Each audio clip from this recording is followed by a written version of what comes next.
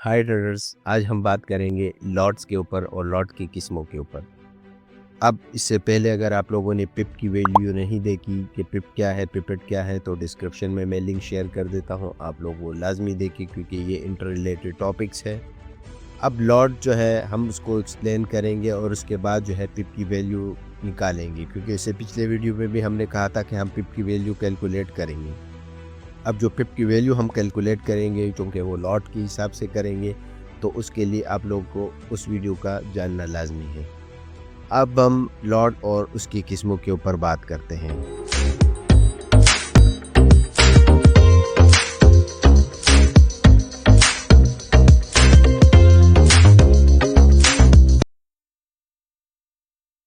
अब ये जो लॉट है, ये हमारे पास असल में स्टैंडर्ड यूनिट है मेजरमेंट के लिए।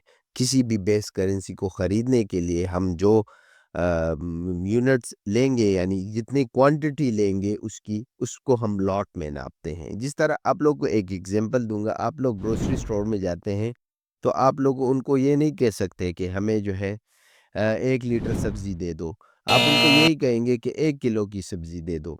इसी तरह ये जो किलो का हिसाब है, ये एक मेजरिंग यूनिट है। लीटर जो है ये लिक्विड के लिए है, और जो है केजी जो है हमारे पास अ, ये सॉलिड के लिए। इसी तरह लॉट जो है हमारे पास करेंसीज़ पेयर को ख़रीदने के लिए हम लॉट यूज़ करते हैं।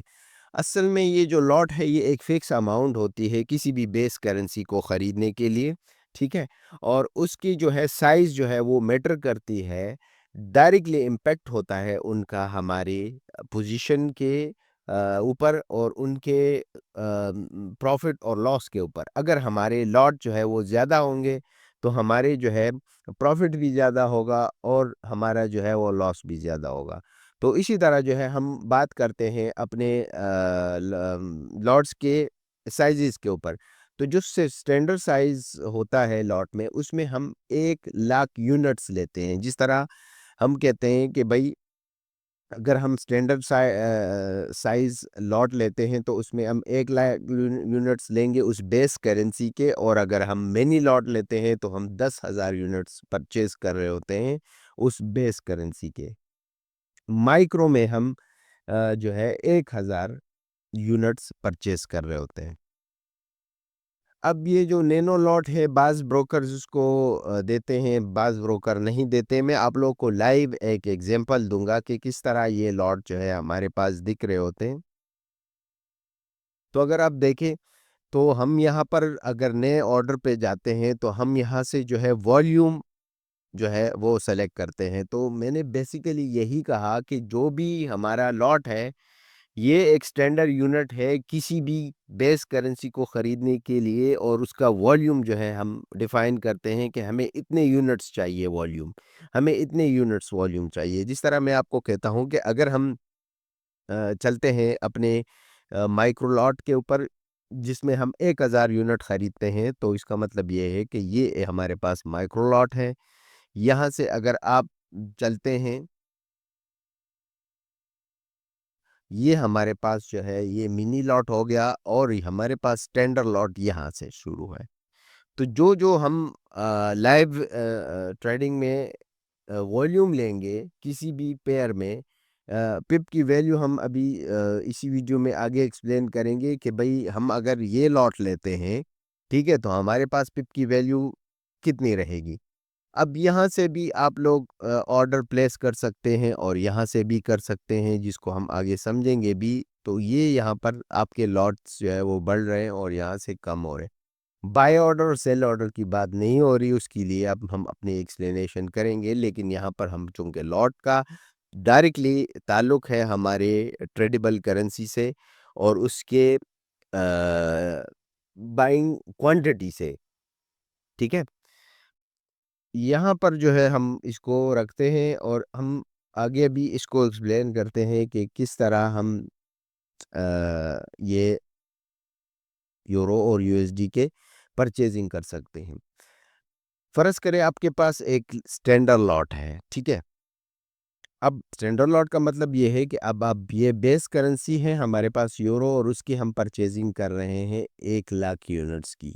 तो इसका मतलब ये है कि 1 लाख यूनिट्स का मतलब ये होगा कि हम 1 लाख यूरोज़ जो है वो परचेज़ कर रहे हैं अगेंस्ट डॉलर के। अब ये जो पेमेंट होती है, ठीक है? ये कैलकुलेशंस अभी हम पिप की वैल्यू में करेंगे, लेकिन हम जो चूँकि यूनिट्स की बात कर रहे हैं कि कितनी यूनिट्स जो है हम इसमें परचेज़ करेंगे, तो वो होंगे 1 लाख। अब अगर आप माइक्रो लॉट के ऊपर जाएँगे तो फिर आप क्या करेंगे कि भई आप 10,000 जो है यूनिट्स यूरो परचेज़ करेंगे, और अगर आप मिनी पे जाएँगे तो आप 1,000 यूरो परचेज़ करेंगे। उसके अगेंस्ट जो है वो जो कैलकुलेशंस होती हैं उसके ऊपर अभी हम बात करते हैं। तो ले जी हम बात करते हैं अभी पिप्स की कैलकुलेशंस के ऊपर। अब हमने लॉट समझ लिया कि लॉट क्या है, लॉट मेजरिंग यूनिट है और उसके जो है वो किसमें है, एक है स्टैंडर्ड, एक है माइक्रो और एक है मिनी लॉट। हर एक में हमने भी ये डिफाइन कर दिया कि स्टैंडर्ड लॉट में जो है हमारे पास 1 लाख यूनिट होंगे, जबकि माइक्रो में 10,000 होंगे और मिनी में जो है 1,000 यूनिट्स हम परचेज़ कर रहे होते हैं बेस करेंसीज़ के। अब ये जो पिप की कैलकुलेशंस है ये थोड़ा-सा ट्रिकी भी है और ये समझ में भी आ जाती है, और हमने कहा कि भई ये जो अभी मैं लाइव एग्ज़ाम्पल के ऊपर आप लोगों को फिर ले जाता हूँ कि भई ये जो चेंज आ रहा होता है, ये देखिए ये चेंज यहाँ से यहाँ तक ये यूरो में अभी चेंज आ रहा है, तो ये पिप्स जो है वो बढ़ रहे हैं और कम हो रहे हैं। तो ये पिप्स जो है हम मल्टीपल करेंगे अपने लॉट साइज़ के ऊपर। जिस तरह मैं आपको जो है वापस ले जाता हूँ। देखें, अब यहाँ पर ये जो फ़ॉर्मूला है वो आप लोग एक दफ़ा समझ लेंगे तो बार-बार आप लोगों को इस पे जो है वो प्रैक्टिस नहीं करनी पड़ेगी। ये थ्रू आउट आप लोगों के पास इस ट्रेडिंग जर्नी में आप लोगों को पिप की कैलकुलेशंस में मदद आएगी। अब ये जो पिप की वैल्यू है ये हम कहते हैं कि अगर चेंज होता है 1 पिप, हमारे पास 1 पिप हमारे फ़ेवर में गया या हमारे अगेंस्ट में गया, उसके बदले में एक्सचेंज रेट क्या चल रहा है, मल्टीपल करेंगे इसको हम लॉट साइज़ से। लॉट साइज़ का मतलब ही यही है कि हमारे पास स्टैंडर्ड लॉट है, ठीक है? मिनी है और माइक्रो है। तो यहाँ से जब हम इसको कैलकुलेट करेंगे, ये तो फिर हमारे पास क्या आ जाएगा, हमारे पास उस पिप की वैल्यू आ जाएगी, जो कि अभी हम एक्सप्लेन करेंगे अपने एग्ज़ाम्पल में। देखिए, मैं आपको एग्ज़ाम्पल के साथ समझाता हूँ। हमारे पास हम एक स्टैंडर्ड लॉट लगा रहे हैं, एक ऑर्डर प्लेस कर रहे हैं जिसको में हम एक स्टैंडर्ड लॉट ले रहे हैं और उसका एक्सचेंज रेट जो है इस वक्त चल रहा है 1,2 अब हम ये कह रहे हैं कि भाई ये एक्सचेंज रेट है, लेकिन ये अगर ये यहाँ से मूव होके, ठीक है, यहाँ से मूव होके ये 2,000 से मूव होके ये 2,000 1 तक चला जाता है, तो इसका मतलब ये है कि इसमें 1 पिप का इंक्रीमेंट आया है। अब जब 1 पिप का इंक्रीमेंट आया है, तो हम इसकी वैल्यूज़ को इसी तरह उस फ़ॉर्मूले में पुट कर देंगे जो कि हमने आगे अभी डिस्कस किया कि भई ये हमारे पास चेंज इन पिप्स है और ये हमारे पास एक्सचेंज रेट है। कितने लॉट्स हमने लिए हैं, तो वहाँ से जब ये रिज़ल्ट आएगा तो ये हमें बता देगा कि अगर ये 1 पिप आपके अगेंस्ट चला जाता है और आपने 1 लॉट का जो है पोज़ीशन लिया हुआ है, जो कि हम लाइव में भी अभी देखेंगे इंशाल्लाह नेक्स्ट लेक्चर्स में, जब हम लाइव ट्रेड कर रहे होंगे, तो हमें उस पिप के बदले में कितना प्रॉफ़िट मिलेगा। तो चूँकि मैंने कहा कि भई अगर आप बड़ा लॉट साइज़ लेते हैं, तो आपको जो है ज़्यादा प्रॉफ़िट भी होगा और ज़्यादा लॉस भी हो सकता है। तो अब हम ये एक पिप की मोमेंट पे अगर आप देखें तो आपको 8.33 डॉलर जो है वो प्रॉफ़िट मिल जाएगा। यही बात अगर हम रिवर्स में चले जाते हैं कि अगर आपने पोज़ीशन लगाई और वो आपके अगेंस्ट चली गई, तब आपका क्या होगा? तो जनाब, आपका होगा लॉस 8.33 का। अब ये 1 पिप की बात कर रहा हूँ, लेकिन इस तरह होता नहीं है। ये हम पिप्स में जा रहे होते हैं 10, 20, 30 पिप्स, इसके लिए कोई मसला नहीं होता प्रॉफ़िट और लॉस के लिए। तो इस वजह से हम यही कहते हैं कि अपने रिस्क को मैनेज करने के लिए हम लॉट साइज़ेज़ को जो है वो कम रखेंगे। हम लॉट साइज़ेज़ को कम किस तरह रखेंगे, ये हम अपने रिस्क मैनेजमेंट के कोर्स में पढ़ लेंगे। अब हम ये तो हुआ नॉन जीबीपी पेयर का। अब हम जीबीपी पेयर के ऊपर आते हैं। जापानीज़ मैंने आपको कहा कि ये 2 डेसिमल पॉइंट रखती है, जिस तरह मैंने कहा कि ये इसकी पिप जो है, ये 2 डेसिमल के ऊपर होती है। तो इसकी कैलकुलेशंस भी कुछ इसी तरह होगी, फ़ॉर्मूला वही है कि भई ये पिप है, चेंज इन पिप्स, और ये हमारे पास एक्सचेंज रेट है और लॉट साइज़ है। अब अगर आप इसमें यही वैल्यू रख दें कि भई एक्सचेंज रेट 145 है और आपका वो 0.01 पिप की जो है वो मूवमेंट हुई है, चाहे वो आपकी फ़ेवर में हो या अगेंस्ट में हो। ये प्लस माइनस आप लोग यहाँ पर फिर कर सकते हैं।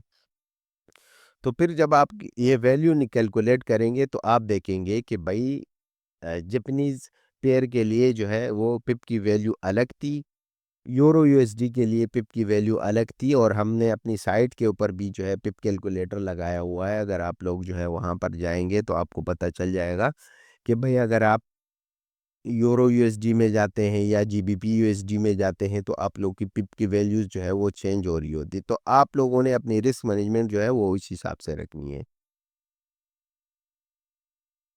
तो हमने ये तमाम चीज़ें बड़ी डिटेल से समझी, और ये इसके ऊपर आप लोग प्रैक्टिस करेंगे, ये आप लोग की ट्रेडिंग जर्नी में बार-बार, बार-बार आएँगी, तो आप लोग इससे जो है वो खौफ़ज़दा ना हो, और इससे जो है इस पे प्रैक्टिस करें, ये बार-बार आप लोग को जो है वो समझ आ जाएगी। और उसके बाद जो है आप लोगों के साथ जो है ये बड़े अ, अहम जो है वो रोल प्ले करेगी। जिस तरह हमने ये चार्ट में भी बताया है कि स्टैंडर्ड यूनिट्स जो है वो 1 लाख है, और उसकी पिप वैल्यू जो है वो हमने एक स्टैंडर्ड रखी है कि भई $1 पर पिप जो मूवमेंट है तो वो द 10 होगी। इसी तरह अगर आप लोग यहाँ देखें तो अब अगर आपने स्टैंडर्ड लॉट लगाया है पोज़ीशन पे, तो उस पे आप लोगों को जो है वो $10 मिल रहे हैं प्रॉफ़िट में, और लॉस में भी आपको 10 मिलेंगे। इसी तरह जो है आपने अपनी पोज़ीशन को जो है वो कम कर दिया है, लॉट साइज़ को कम कर दिया है, ट्रेड का वॉल्यूम कम कर दिया है, तो इसी बदले पे आप लोगों को पर पिप की वैल्यू भी कम मिलेगी। ठीक है जी? यहाँ तक रखते हैं, फिर हम इसके ऊपर जो है जो नेक्स्ट टॉपिक है जिसको हम लेवरेज कहेंगे कि भई लेवरेज क्या है और उसमें हम किस तरह ट्रेडिंग करते हैं, उसके ऊपर बात करते हैं। Thank you.